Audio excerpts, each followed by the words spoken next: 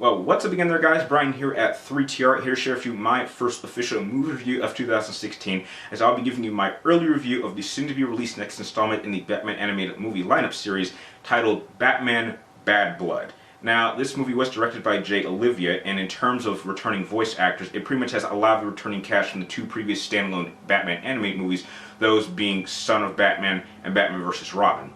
Just to give you a quick little synopsis of this movie's plot, it obviously takes place after the events of Batman vs. Robin, which was the Court of Owls storyline, in which you have Batwoman pretty much patrolling Gotham, which appears out of nowhere, I would say, and apparently she's been investigating some leads of her own, and when the situation gets really bad and out of hand, Batman actually has to show up and bail her out. But in the process, a mysterious figure shows up, and an explosion happens, and Batman is supposedly killed.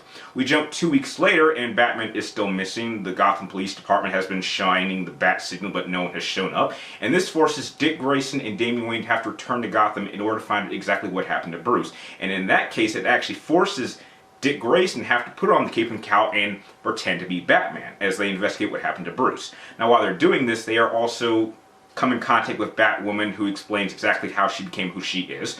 And also, in a number of certain events, you also have the introduction of Batwing, who has a somewhat connection to a key Batman ally. Now, as the movie progresses, it definitely goes to a number of directions and story arches, which I will go into later, but overall, it pretty much requires that these new Batman, or the Batman family members, have to pretty much find out exactly what happened to Bruce and stop what evil plan is being taken place in order to bring down Gotham. Now, I will say this. Overall, I mostly enjoyed Batman Bad Blood for a number of key elements that revolve away from Batman, but overall, it's far from a perfect animated movie. Now, to go over the things I really liked is that I liked how most of this movie is focused on the Batman family. Batman, I would say himself, has a maximum of maybe 15 minutes total, and that really didn't bother me for this film because for the longest time I really did want a movie that focused on the other members of the Bat family to explain why they are so important. The animation for this film was really spot on. It stays pretty much in cohesion with the two previous films, so I like how they kept the same animated style, just, you know, keep it consistent. Another thing I really also liked is the dynamic between the four main characters that we have between Damian, Dick Grayson, Batwoman, and new Batwing, as we're allowed to see them interact with each other and we get to understand their personalities and their connections with each other. There's even a very, really key scene between Damian and Dick in which they're kind of arguing about their relationship with Bruce, and Dick kind of yells at Damian, explaining exactly what his relationship with Bruce was like growing up. And I really did think that scene was very, very, I thought it was pretty, I would say emotional, but I thought it was very important to establish the relationship between Dick and Damian, because I always felt from the comic books that those two Robins got along the best. I also liked how it also established a relationship or a connection between Dick Grayson and the new Batwoman character.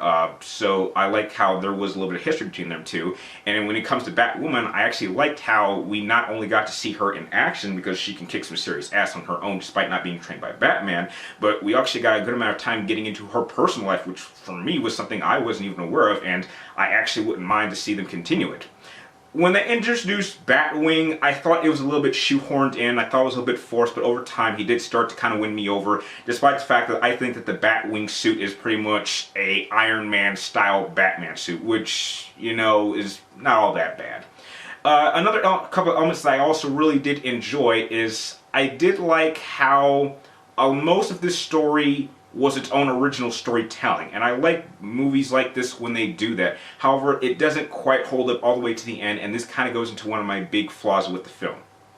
The one thing I do not like about certain animated films, especially when it comes to Batman, is when they feel the need to take key story elements from well-known established storylines, shoehorn them into your movie, and then throw characters who don't need to be there. And what I mean by this is that overall, this movie takes a lot of influence, and don't take this seriously because it doesn't go in the direction if you've read the storyline, but it takes a lot of elements from the Death of Robin storyline.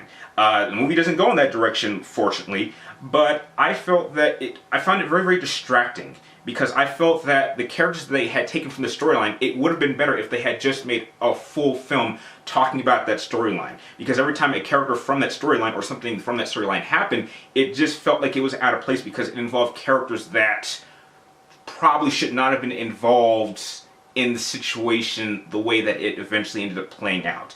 And although the first two halves of this film did feel very, very consistent, by the time we got to the third act, it felt like it was its own individual storyline that felt disjointed, and that really did kind of affect my experience with this film. Another thing I also really did not like is it really did downplay the Bruce Wayne character. I mean, they kind of explain how certain things happen to him, but I didn't buy it. I mean, I know the type of character that Bruce Wayne is, and I just don't think that the method they did on him would overall work.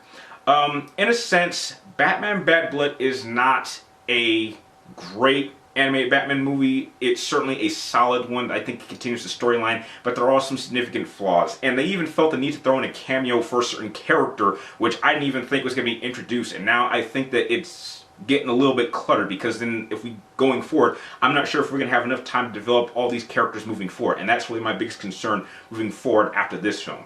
But overall, I did enjoy this film for the most part, and I do suggest that you check it out and share your thoughts with me when it does eventually release next month on February 2nd. If I had to give Batman Bad Blood a rating, I'm going to give it, just being nice, a B-. This is probably something that I might not watch again for some time, but I think there's enough goodness to it for me to recommend it to other fans that have enjoyed the last two previous animated movies. If you like this movie review, feel free to like, comment down below, and please subscribe to check me my future movie reviews. And like always, thank you guys for watching. You're awesome, and I'll see you next time.